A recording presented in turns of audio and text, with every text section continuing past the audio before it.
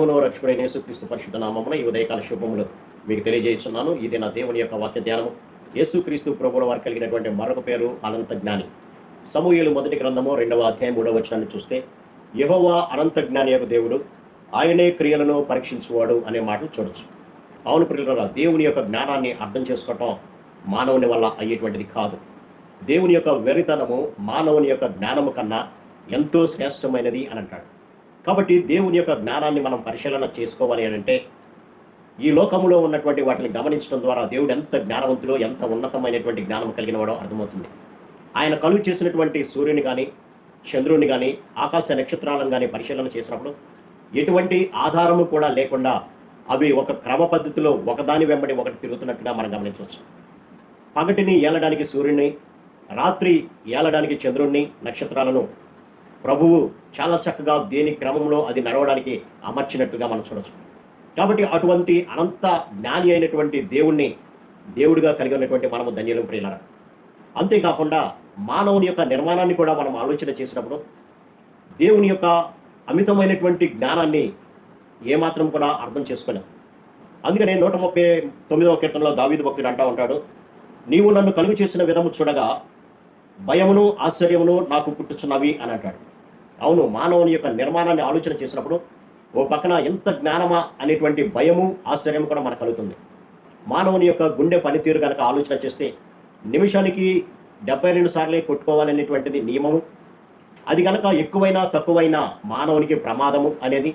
అలాగే ఆలోచన విధానాన్ని కనుక చూస్తే మానవుని యొక్క మెదడు ఎంత చక్కగా పనిచేస్తుందో ఆలోచన చేసినప్పుడు దేవుడు ఎంత అనంతమైనటువంటి జ్ఞానం ఉండబట్టే ఇంతగా సృష్టించాడు మానవుణ్ణి అనేది అర్థమవుతుంది ప్రియులారా. అటువంటి దేవుణ్ణి మనము ఆలోచన చేయాలంటే, తెలుసుకోవాలి అని అంటే ఆయన వాక్యమైనటువంటి బైబిల్ గ్రంథాన్ని మనము ఆలోచన చేయాలి. ఈ సృష్టిలో ఏది కూడా ఆయన లేకుండా కలగలేదు ప్రియులారా. ఈనాడు మన సైంటిస్టులు శూన్యంలో భూమి వేలాడుతుందని అనేక సంవత్సరాల తర్వాత వారు కనుక్కున్నారు. కానీ దేవుడు ముందుగానే ఆ యొక్క మాటలను వ్రాయించి ఇచ్చాడు ప్రియులారా. కాబట్టి దేవుని యొక్క వాక్యాన్ని చదివినవాడు దేవుని యొక్క జ్ఞానాన్ని పొందుకొని ఈ సృష్టిలో ఉన్నటువంటి ప్రతి దానిని కూడా వివరించగలుగుతాడు పిల్లలు. కానీ బైబిల్ని చదవలేనటువంటి వారే సృష్టిలో కొత్త రకం వాళ్ళని కనిపెట్టలేనటువంటి స్థితిలో ఉంటున్నారు పిల్లలు. కాబట్టి దేవుని యొక్క జ్ఞానము అనంతమైనదిగా మనం చూడవచ్చు. అంతేకాకుండా 139వ కీర్తనల 2వ వచనాన్ని కూడా గమనిస్తే, ఆయన సర్వాన్ని కూడా సృజించినటువంటి వాడు, సర్వాన్ని తన యొక్క కను దృష్టి చేత చూస్తున్నటువంటి దేవుడిగా మనకు కనపడవచ్చు.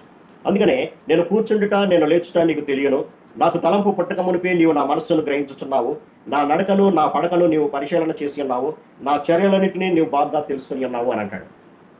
ఆయన సృజించినటువంటి సృష్టి ఏది కూడా కనబడకుండా దాక్కోలేదు పిల్లలు. మానవుని నిర్మించినటువంటి వాడు, మానవుడు ఏం చేస్తున్నాడు, ఏ ఆలోచన చేస్తున్నాడు, ఎలా పండుకుంటున్నాడు అనేటువంటి అన్ని కూడా ఆయనకు సమస్తమును తేటగా కనపడుతున్నట్లుగా మనం గమనించవచ్చు. కాబట్టి దేవుడు అనంత జ్ఞాని పిల్లరా. ఆ అనంత జ్ఞానముతోనే మానవుని యొక్క రక్షణ ప్రణాళికను కూడా ఆయన రూపొందించాడు. మానవుడు దేవుని నుంచి ఎడబాటయ్యి నిత్యమైనటువంటి నరకంలోనికి వెళుతున్నటువంటి స్థితిలో ఉన్నప్పుడు తన కుమారుడైనటువంటి యేసుక్రీస్తుని లోకానికి పంపించడము అది చాలా చాలా మానవ ఊహకు అతీతమైనది ప్రియ. తన కుమారుడైనటువంటి యేసుక్రీస్తు రక్తము ద్వారానే సమస్త మానవుడు కూడా శుద్ధి చేయబడాలి, దేవుని నుంచి దూరం అయిపోయినటువంటి మానవుడు తిరిగి నాతో సహవాసం చేయాలి అనేటువంటి ఆ ఆలోచనే మన యొక్క మనస్సులను ఆలోచింపచేసినప్పుడు భయాన్ని కలుగచేస్తుంది పిల్లలు. నిజంగా దేవుడు ఎంత జ్ఞానవంతుడా, మానవుని యొక్క రక్షణ కొరకు ఎంత ప్రణాళిక చేశాడా అనేది ఆలోచన చేయాల్సినటువంటి అవసరం ఉంది పిల్లలు.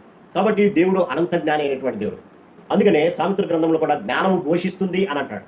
సంత వీధులలో కేకలు పెడుతుంది, నా ఎద్దుకు వచ్చి నా జ్ఞానాన్ని నేర్చుకుని మీరు జ్ఞానవంతులుగా ఉండండి అని అంటాడు. కాబట్టి దేవుని యొక్క జ్ఞానము లేకే చాలామంది నాశనానికి దారితీసే మార్గంలో నడుస్తున్నారు. అందుకనే నా జనులు జ్ఞానము లేకే చెరబట్టిపోతున్నారు అనే వాక్యం సెలవిస్తుంది పిల్లలు. కాబట్టి దేవుని యొక్క వాక్యాన్ని చదవడం ద్వారానే మనం అనంతమైనటువంటి జ్ఞానాన్ని పొందుకుంటాం. ఎందుకంటే ఆ జ్ఞానవంతుడైనటువంటి దేవుడే తన యొక్క ప్రవక్తల ద్వారా ఈ 66 పుస్తకాలు కలిగినటువంటి గ్రంథాన్ని మనకి ఇచ్చారు పిల్లలు. కాబట్టి ఈ ఒక వాక్యాన్ని చదువుకుందాం, దేవుడిచ్చేటువంటి జ్ఞానాన్ని పొందుకొని ఈ లోకంలో సాతాను నుంచి దూరం అయ్యి దేవునికి దగ్గరయ్యి మన జీవితాలను పరిశుద్ధపరచుకుందాం.